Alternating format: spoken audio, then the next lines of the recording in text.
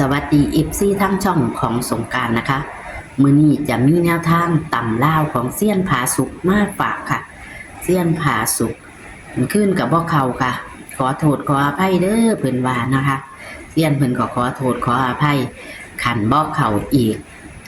ในมื้อนี้หรืออาทิตย์นี้เพิ่นก็จะพิจารณาพี่น้องเพิ่นว่าเพิ่นก็สิหยุดไว้เนาะค่ะเนาะแต่ว่ามื้อนี้นะก็มาลองเบิ่งอีกนะคะเบิ่งเพื่อความบันเทิงเด้อค่ะพี่น้องเด้อเลขมีเข้ามีหลุดนะคะบางเที่ยบ่เข้าอาทิตย์นี้อาจจะเข้าอาทิตย์หน้าเบิ่งแล้วก็อย่าซื้อหลายเนาะพี่น้องเนาะซื้อตัวละบาท2 บาทเอาเด้อค่ะเอากะเลขเบิ่นเนาะค่ะพี่น้องบ่มีภูเขาเลยก็อย่าถิ่มอย่าปากันค่ะเข้ามาแล้วก็กดไลค์กดแชร์ให้เด้อค่ะพี่น้องเป็นกำลังแรงใจให้กับเซียนและช่องสงกรานต์นะคะมื้อนี้เซียนผาสุกจะให้เป็นตัวใดเฮาไปรับชมรับฟังกันได้เลยค่ะ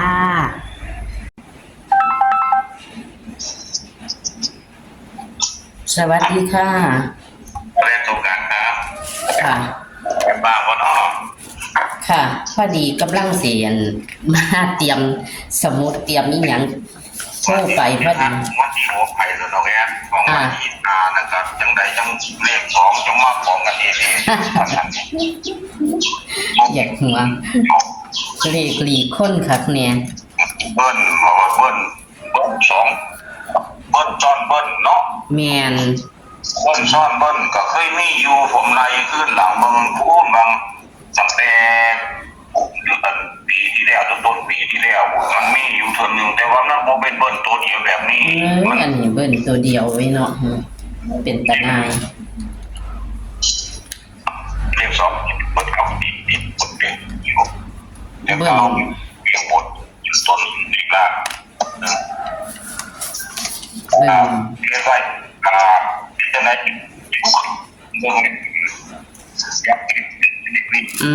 เสียงขาดเสียงขาดทันหาอีกแล้วครับรักษาพอดีนี่แหละเลยตาหนายเนาะ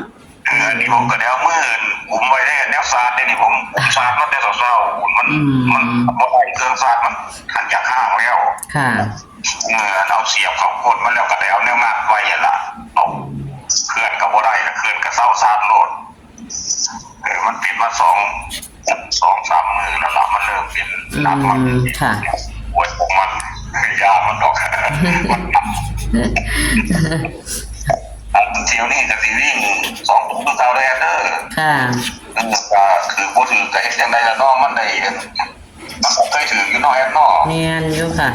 ก็น้องเบิ่งจากอาชีพนึงมันสิรูดเบิดอยู่บ่คันรูดเบิดพวกเจ้าสิปรับปรุงสูตรใหม่ผู้ใดก็บ่เข้าจักคนหรอกค่ะมาแบบอยู่แม่ของมันนี่มาแบบนี้ตองคักตองแน่เบิ่นคักเบิ่นแน่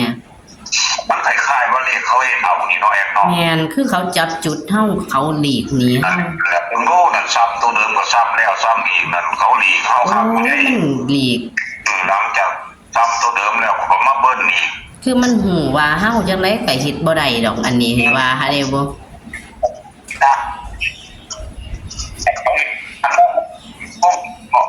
นี่ขัดของครับขอเพิ่งเข้าเห็นกับพวกเป็นตะโกงกระดกแต่ว่าก็คือของแนวนี้ตอนนั้นเราอันแกเขียนวันที่แล้วก็นี่ค่ะเอาไปโลดนอกเสียนอกค่ะเอา8-9ตัวเดิมของผมเด้อวันหมดตรงนั้นตัววิ่ง8-9แล้วผมจะมาลุ้นค่ะเอา8-9วันนี้จับคู่กันถ้า9แล้วมี72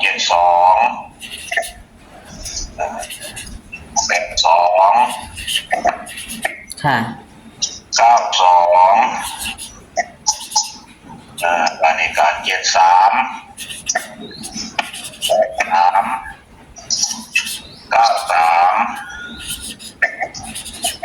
มี6 จุดเอาตัวกันเนี่ยแอดญาติมันกอดคอกันเอา8-9ตัวนึงเด้อ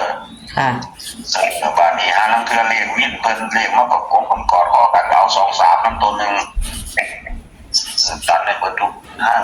บ่ได้จับไว้ให้แต่78-79เพราะว่าเลขมันมีอยู่นี่บ่หลายตัวดอกผมจับไว้ให้เพิ่นแล้วเอาไปเลข2 ตัวจาก2 ชุดแน่เอา782ตัวนึงเด้อ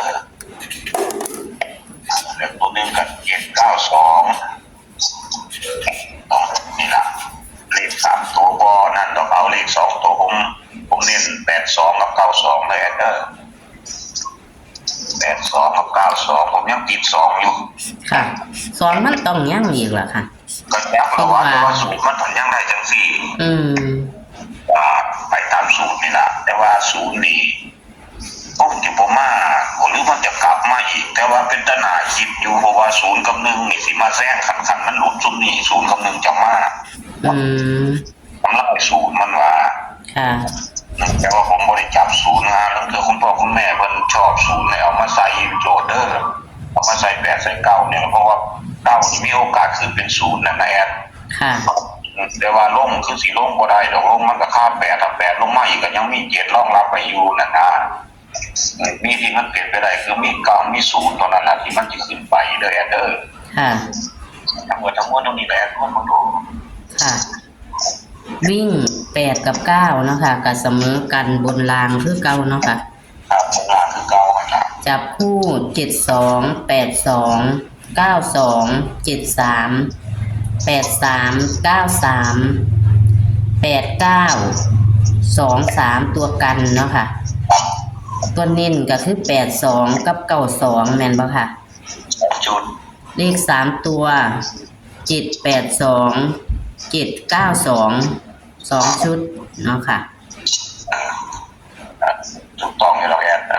ว่าตลอดสัปดาห์นี้ครับมันก็เกิดตามหอดวันเป็นงานน้อยแอดนอกถือว่าหลุดมา2-3 มือแล้วว่าพวกเขาเราไป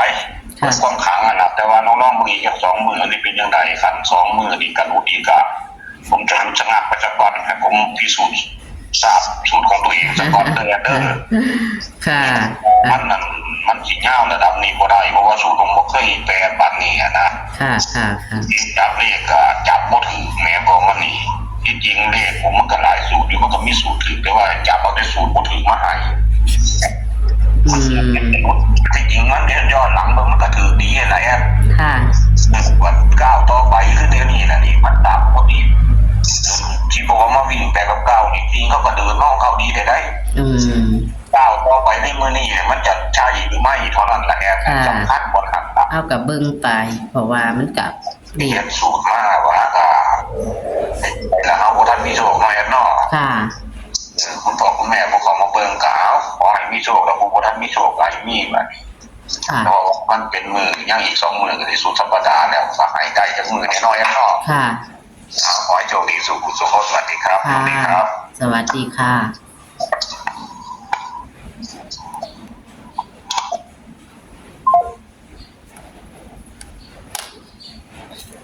โอ้ยค่ะพี่น้องอย่าทิมอย่าปากันเด้อของเพิ่นกระลูดนะคะเพิ่นกระล่องเบิ่งอีกมื้อนี้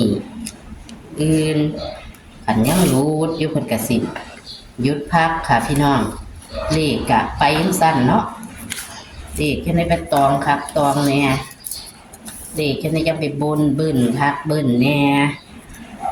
ก็เป็นว่าพวกเขาเนาะค่ะของเพิ่นก็ดีเพิ่นก็ลุดยาวมา3 มื้อ 4 มื้อเลขวิ่งก็บ่เห็นหอดไงกะอย่าถิ่มอย่าปาเด้อค่ะจังไดก็เป็นกำลังแรงใจโดยการกดไลค์กดแชร์ให้กันซะก่อนนะคะพี่น้องเขามาเบิ่งก็ขอให้มีโชคมีชัยนะคะให้ถือเลขตลอดไปให้ถือหวยตลอดไปตลอดปีมาเบิ่งตัวเลขแนวทางนี่ค่ะตัวเลขแนวทางเส้นผ่าสุกนะคะถ้าเทียบเป็นแก่มือให้ไม่ได้พี่น้องเบิ่งค่ะวิ่ง8กับ9เสมอกันเด้อค่ะจับคู่72 82 92 73 83 93 89 23เป็นตัวกันตัวนิ่นก็คือ82 92เด้อค่ะพี่น้องส่วนเลข3ตัว782 792นะคะเลข3ตัวเพิ่น